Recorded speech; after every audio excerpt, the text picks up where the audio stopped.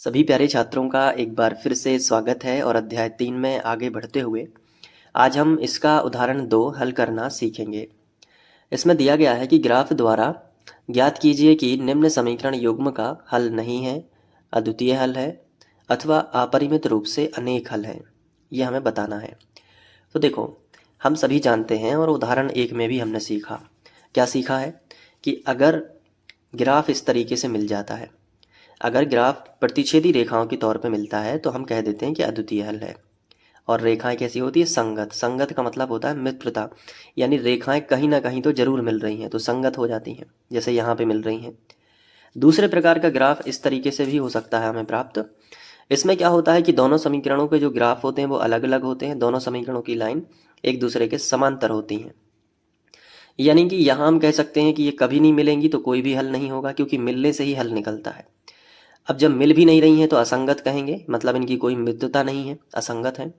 तो ये एक चीज कंडीशन होती है जो हमने उदाहरण 1 में भी समझी हुई है।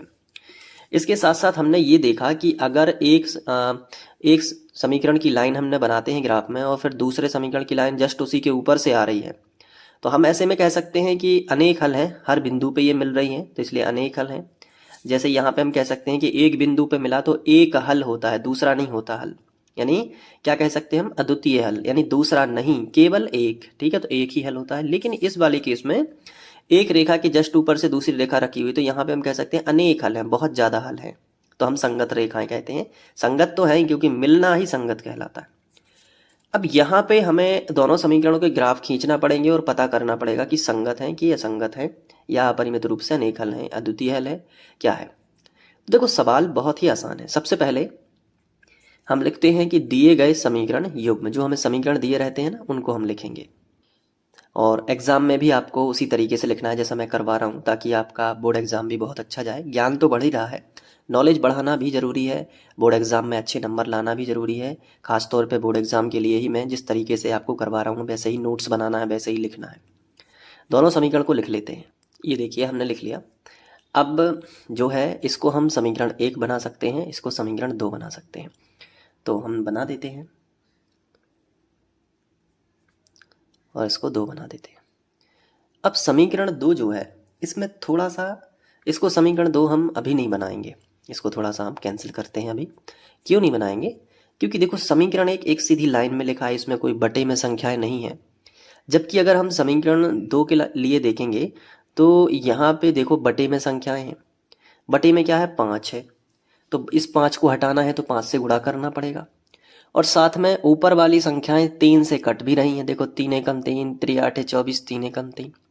मतलब यहाँ पे ये समझना पड़ेगा इस समीकरण में कि ये बटे का 5 हटाना है हमें, क्योंकि हमें बटे में नहीं चाहिए संख्या। तो जो चीज बटे में है उसको हटाना है तो 5 से हम गुणा कर सकते हैं पूरे समीकरण में, तो ये 5 हट जाएगा। कैसे हटता है? जैसे 24 बाई बटे 5 लिखा है, अगर हम इसमें 5 से गुणा कर देंगे तो 5 से 5 कटेगा ना, तो 5 हट जाएगा। तो मतलब बटे वाला 5 हटाने के लिए तो हमें ये कर सकते हैं कि पूरे समीकरण में 5 से गुणा कर सकते हैं। लेकिन हमें एक चीज भी दिख रही है कि ये देखो 3 यहाँ लिखा है, 3 8 है 24, 3 यहाँ भी 24 का जो है इसमें 3 से विभाजित हो रहा है और ये भी 3 से विभाजित हो रहा है। तो एक तरफ तो हम 5 हटाने के लिए 5 का गुणा कर सकते हैं और दूसरी तरफ इस समीकरण को सरल बनाने के लिए हम इसमें 3 से भाग भी कर सकते हैं। तो भाग कर सकते हैं 3 से और गुणा कर सकते हैं 5 से, तब ये समीकरण सरल हो जाएगा। तो तो क्यों ना हम दोनों चीजें साथ में कर दें, यानी 5/3 से ही गुणा कर दें, तो 5 का गुणा हो गया, 3 का भाग हो गया। तो यहां पे हम क्या करेंगे? यही चीज करेंगे, हम लिखेंगे उपरोक्त समीकरण में, उपरोक्त समीकरण में, और भाषा का भी खास ध्यान रखना है कहाँ क्या लिखना होता है। उपरोक्त समीकरण में 5/3 से गुणा करने पर, गुणा करने पर लिख लोगे, इतना बन जाएगा। तो देखो क्या करना है, दूसरा समीकरण, और ये आपको कैसे ध्यान रहेगा? बटे की संख्या देख के, है ना, बटे में 5 है तो 5 का क्या करना पड़ेगा? गुणा। और 3 से भाग जा रहा है तो 3 का भाग। पहले पद में 5/3 से गुणा कर लेते हैं, तो यहाँ पे 5/3 लिखेंगे और गुणित में क्या हो जाएगा? ये पहला पद जो कि है 3x, तो 3x लिख लो। फिर क्या लिखा है? माइनस, तो माइनस लगा लो। फिर 5/3 लिख दो और गुणा का चिन्ह लगा के अब लिख दो 24/5 और बाई लिख दो साथ में, बाई लिखा है ना। फिर प्लस है तो प्लस, और 5/3 का तीसरे पद में भी गुणा होगा, तो 5/3 और गुणित लिखा क्या है 3/5 तो वो लिख दो, और बराबर में क्या है 0 तो बराबर में क्या कर दिया 0। आया समझ में? पहले पद में भी 5/3 का गुणा, दूसरे पद में भी 5/3 का गुणा, और तीसरे पद में भी 5/3 का गुणा। देखो ये पहला पद लिखा है, ये दूसरा पद लिखा है, और ये तीसरा पद है। तीनों पद में आप देखो 5/3 5/3 5/3 का गुणा हुआ है। आगे बढ़ते हैं। 3 से 3 कैंसिल, तो क्या आ जाएगा 5x। आ गया? समझ में आ गया? ठीक है। या देखो 5 से 5 कैंसिल, और 3 8 24, तो माइनस का 8y आ गया, तो माइनस का क्या हो गया 8y। और यहाँ देखो 3 से 3 कैंसिल और 5 से 5 कैंसिल, तो प्लस में कितना आ गया, कुछ भी नहीं बचा है, सब कुछ कट गया है, तो 1 लिख सकते हैं, और बराबर कितना 0। अब इसे हम समीकरण 2 बना सकते हैं। लेकिन जरा ध्यान से इधर देखो, यहाँ हमने क्या पाया कि जो हमारा समीकरण 1 था वही हमें समीकरण 2 में प्राप्त हो गया है। आप देखो 5x समीकरण 1 में था, यहाँ भी है, -8y था, यहाँ भी है, एक यहाँ था, एक यहाँ भी है। तो हमने क्या पाया कि समीकरण 1 में जो समीकरण था वही हमारा समीकरण 2 से प्राप्त हो गया है। इसका मतलब समीकरण 1 और समीकरण 2 कैसे हैं, बिल्कुल बराबर। यानी दोनों के ग्राफ कैसे होंगे, एक ग्राफ के ऊपर से दूसरी ग्राफ जाएगी, बिल्कुल जस्ट सेम। तो इसको हम यहीं पे सॉल्व मान सकते हैं। हम लिखेंगे कि चूंकि समीकरण 1 बराबर है किसके, समीकरण 2 के, बिल्कुल बराबर है, तो समीकरण 2 के, अतः दोनों समीकरणों के ग्राफ एक ही पथ को ग्रहण करेंगे या धारण करेंगे। अतः दोनों समीकरणों के ग्राफ एक ही पथ धारण करेंगे, क्योंकि एक ही है। अलग अलग भाषा लिखते हैं, कई टीचर अलग तरीके से कराते हैं, मैं अलग तरीके से करा रहा हूं। तो दोनों समीकरणों के ग्राफ एक ही पथ धारण करेंगे क्योंकि दोनों एक ही हैं। अतः रेखाएं कैसी होंगी, समपाती। अतः रेखाएं समपाती होंगी। समपाती मतलब समान पथ पे चलने वाली, यानी एक के ऊपर एक। तो रेखाएं कैसी होंगी, समपाती होंगी, मतलब ये केस बनेगा, एक रेखा इसी के ऊपर से दूसरी रेखा। और समपाती रेखाओं में अनंतः अनेक हल या अपरिमित रूप से अनेक हल होते हैं। तो लिखेंगे अतः दिए गए समीकरण निकायों के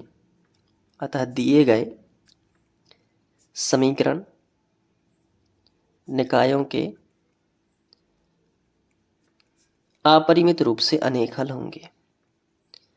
अपरिमित रूप से अनेक हल होंगे।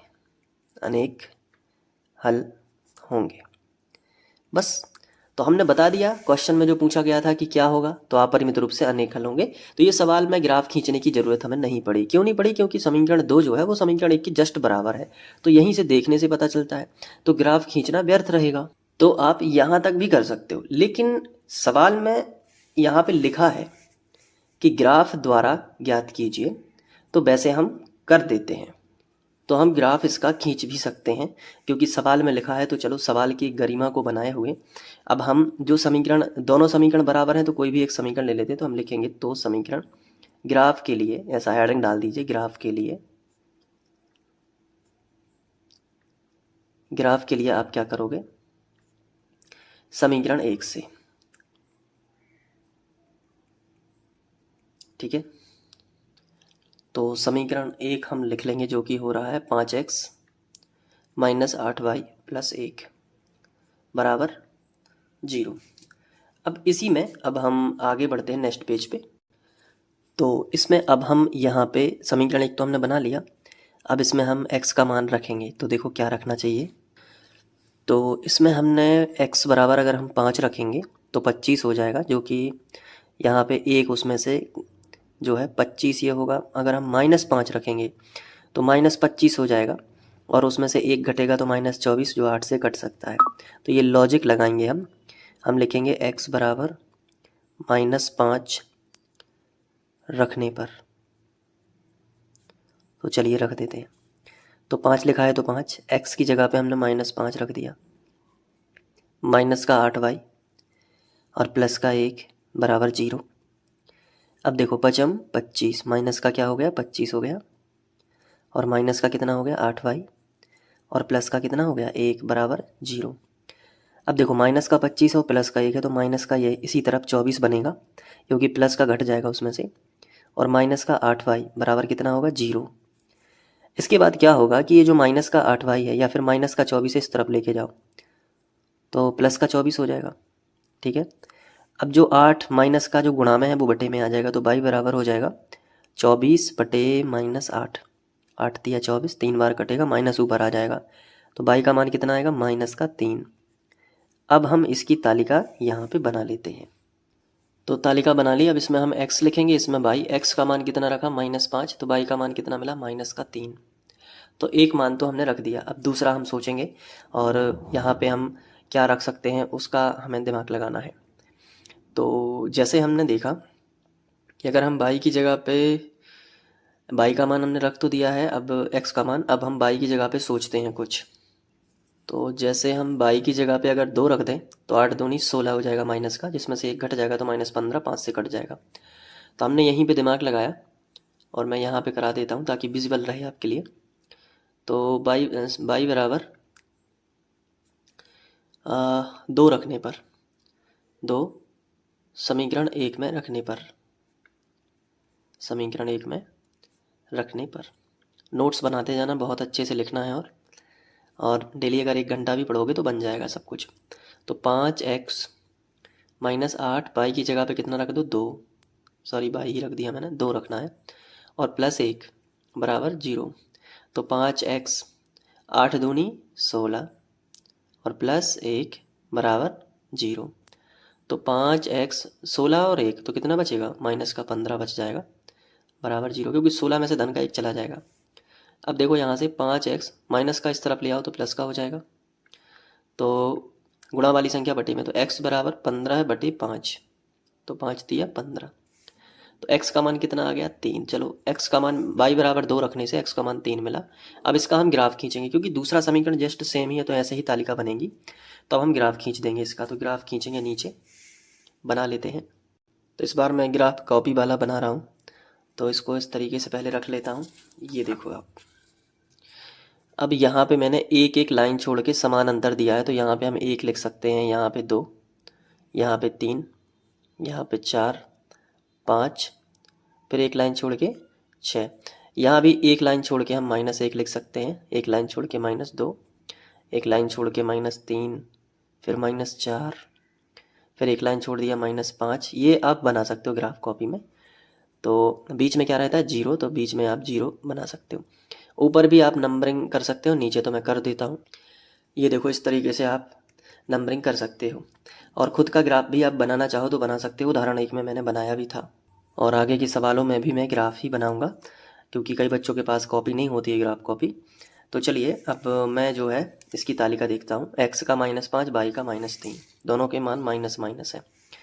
देखो x का -5 ये है और y का -3 ये है, तो इसको यहाँ से मिलाएंगे और इसको यहाँ से, तो रखते हैं स्केल। फिर -3 ये है, देखो -3, और ये है 5 की लाइन आ रही है ना ये वाली, तो ये पॉइंट मिलेगा।